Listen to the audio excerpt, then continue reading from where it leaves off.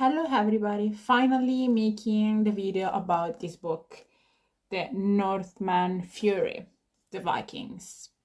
So the people who follow this channel, they have clearly, I think, understood my real passion for history, which is mostly related to ancient Rome, but not only. I live in Sweden, and ever since I moved to Sweden, I became really interested in the history of this country. And as a naturally curious person, I started to investigate. And the problem and the thing is, here in my country, in Italy, we don't really study anything about the Scandinavian country. We barely know where they are. No, I'm kidding. I mean, yes, they are there far north. They're kind of, boring. Nothing really happened. We don't really know much about them. We just know, okay, we studied their geography, their capital cities, but we don't really study their history. We don't consider it to be interesting or like worthy to be studied. But ever since I moved, I started to really investigate, and I realized their ancestors of the modern Swedes were glorious people, simply glorious people, ruthless people, but glorious people. So absolutely worthy of being studied and researched. And even though the Romans did leave a lot behind them, much more, both sense we see the great constructions and architecture and their great invention. The Vikings did not really leave much behind them in terms of like temples or whatever constructions, because they mostly used wood, and the wood is a very fragile material, which often which is not like really lasting, unlike the Romans use marble and bricks and stuff like that. But so things that and the thing that really the Viking left behind are the runes that are made of stones, and that are like dating around like 1100 AD. So yeah, Middle Age, and the Vikings were really like Christians by that time. Most of the runes are dating back to the like Christian time, but there are also some pagans, especially in Denmark, some like pagan like runes. But it doesn't matter whether they left something or not that we can actually touch. They were glorious people, and I think this book really proves it. And I think it's like one of the best.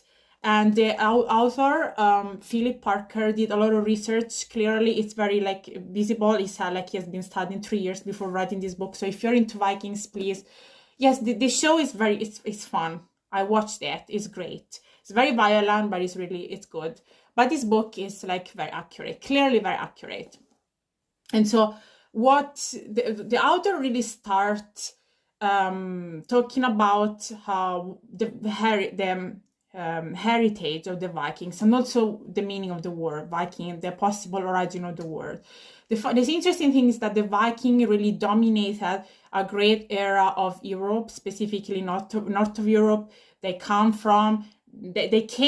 originated from Denmark, Norway, and Sweden. In Denmark, they traveled so much that is possible to say that a lot of people nowadays, millions of people, share DNA with the Vikings.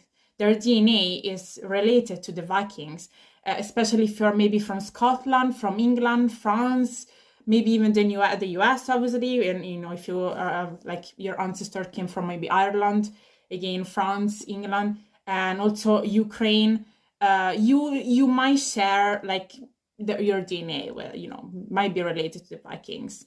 And in the meaning of the word Viking, according to the author, might have two meanings.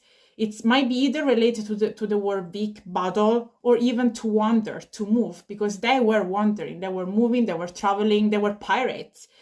But they were also farmers, so they were also like settling. They weren't just like constantly like moving and plundering. They were farmers. And interestingly, the Viking era starts in the 793, when the great attack on the Lindisfarne, I think it's Lindisfarne monastery, happened in England.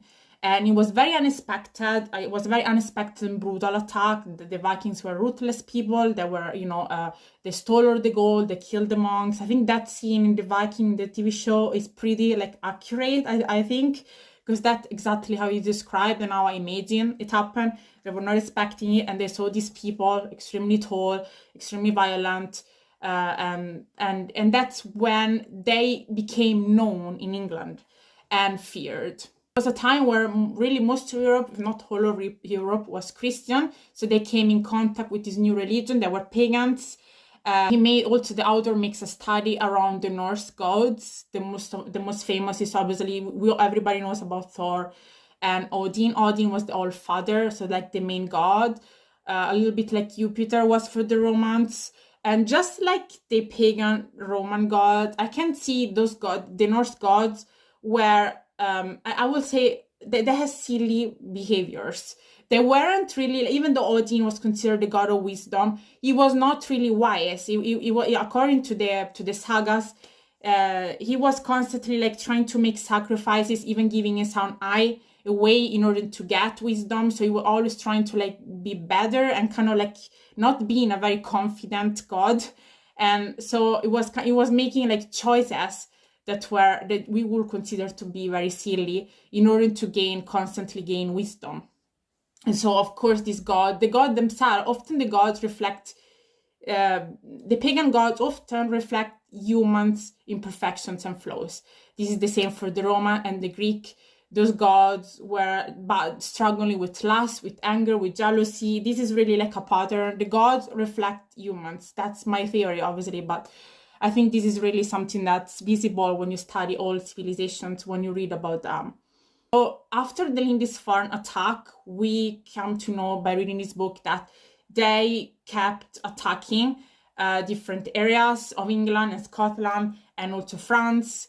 So it was a non-stop. So it became like a constant problem for all the people.